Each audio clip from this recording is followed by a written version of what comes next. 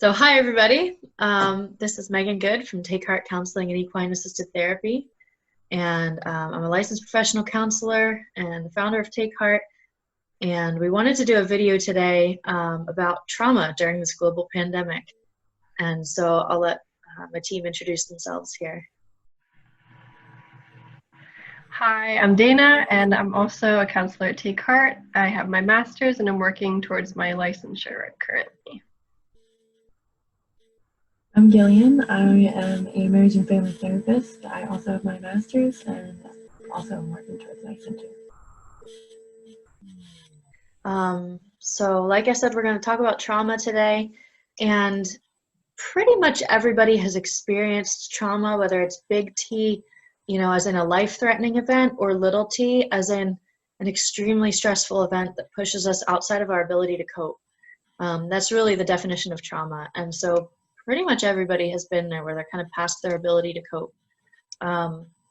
This whole pandemic really is a global trauma. Everybody in the world is experiencing it in different ways. So we want to validate that whether you are just loving life on quarantine or whether you are really struggling right now, there's not really a right or wrong response to this. So we want to kind of validate both ends of things.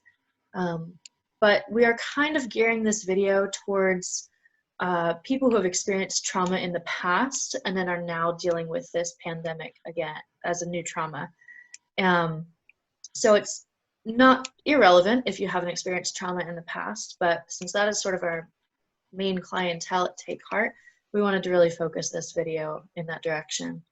And so, Gillian, I think you wanted to kind of validate some different ways that people might be experiencing this as a trauma right now too, or how we define it.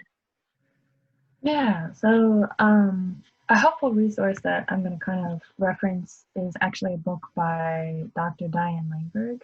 So she has very extensive experience helping survivors specifically of sexual abuse, and how she helpfully helps people differentiate between trauma, I guess more so understanding trauma, is that there's three parts to a personhood, right? So what makes you and your personhood unique to you is that, well, for all of us, our personhood is made up of relationship, voice, and power.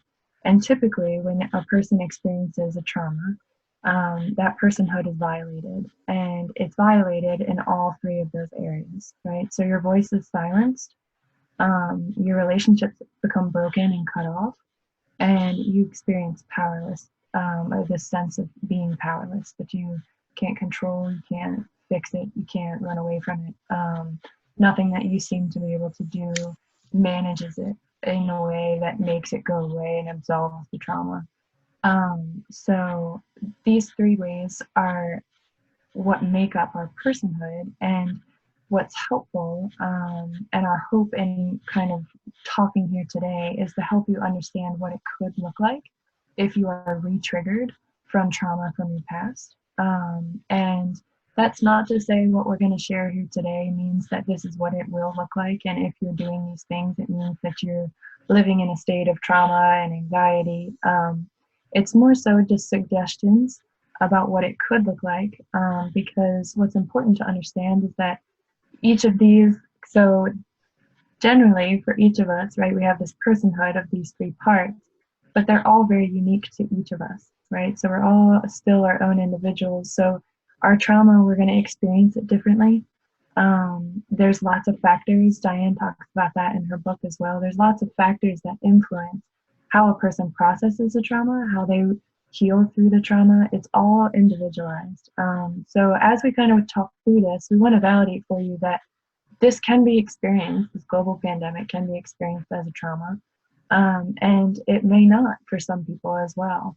So what we're hoping here is to just help you, if in any way you're resonating with some of these things, it might be a little roadmap for you to kind of understand what's happening inside yourself. And we want to encourage you too, that if you feel like this is a time where you are feeling pretty powerless and not quite sure where to reach out to, please contact one of us at Take Heart. We'd be happy to help you through this talk with you through it, especially if you are being re-triggered, and it's something that you haven't really created space for yourself to process through before. What better time to do it than now? And really help yourself kind of figure out and feel like you got a better handle on what's going on inside, and how to communicate that externally then as well. Agreed. And kind of bouncing off you there too, we were saying how this really is traumatic for a lot of people. That being said, especially if you've experienced past trauma, there's not like a straight line. So if you've experienced past trauma, you may be really struggling with this as kind of a new traumatic event, or you might actually be doing well, or as it might appear, you might be doing well. And so, you know, doing well might be, I'm actually functioning in a healthy way and I feel empowered because I've learned different skills from working through my past trauma. But doing well might be sort of that facade of, well, at least I'm functioning, but I'm really in survival mode. And so we kind of wanted to talk about what survival mode can look like. And so that is what this worksheet is that you guys can see. We're going to keep it up the whole time so that you have plenty of time to read through it. Obviously, you can always pause your video or whatever as you rewatch this. You could write this down. If you want a copy of this, email us. I'd be glad to send it out if that's helpful for you as you process stuff. So, but I'm going to kind of walk through what it looks like. So essentially, and we use this for all trauma, but we kind of made this worksheet more specific to the pandemic. So essentially, a traumatic event, you know, whether it's a stressor or some kind of pressure that we're under, it can be experienced as a traumatic event. So something like COVID-19 creating a worldwide pandemic.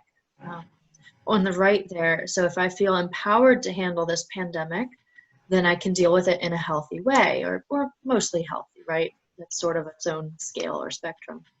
But feeling empowered might be, I'm, you know, using healthy connection, I'm getting support that I need, I'm doing good self-care, using healthy coping skills instead of unhealthy coping skills.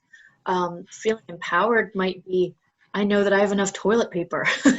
It might be, I feel financially secure enough to withstand a season of less work. There's different things that help us to feel empowered. And so it's not even to say, you know, that this chart splits two ways. You might feel empowered in some ways and powerless in other ways. But so again, this chart is kind of a guideline, not like this is exactly how it works in a human being, because we're very complex. So anyway, so on the right, if we feel empowered, we can deal with it in a healthy way.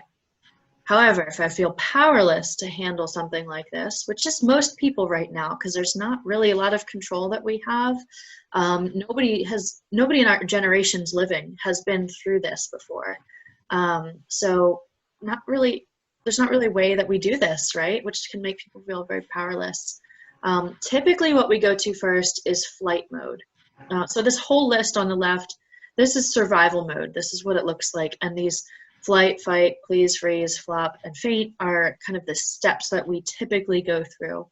Most people will go through it in this order, not everybody. Some people skip around. Some people kind of have a go-to because it's what has worked for them in the past. But so we're going to kind of go through it in this order just to give it an order. But so flight, I'm first going to kind of try to get away from the situation or avoid the situation, which could look like, you know, ignoring the media right now. Maybe I'm just not watching any news, or I'm using distractions to avoid thinking about it at all. Maybe I'm not having conversations about it, or I'm off Facebook right now because everybody's talking about it, or whatever. It's not wrong to ignore the media. It's not wrong to get off Facebook. It's not wrong to use distractions, but it's not healthy to avoid it altogether, right? And to just not address the situation. So since that typically only works for so long, I might go into fight mode, where I'm going to start to push back or become aggressive to try to gain some kind of power because I'm feeling powerless.